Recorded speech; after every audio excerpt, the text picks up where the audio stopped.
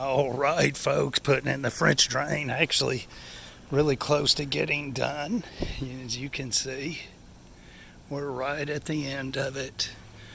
Right at the end. I don't know if you can see the gravel up there, but it's going to come out here. I'm taking off. The white pipe is perforated on the bottom. I'm taking black corrugated solid all the way down through here and letting it dump out over there. That's it. We've got the foundation sealed off real good.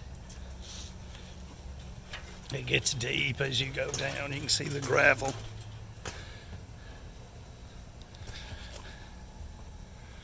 Oh, I hope you can see it. I can't see it in the camera. Oh, mercy. We got a mess here. Pitiful.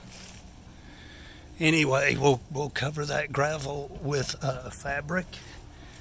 And it gets about 3 feet deep down at that end. We've been covering as we go, only for room purposes, so we would have enough room.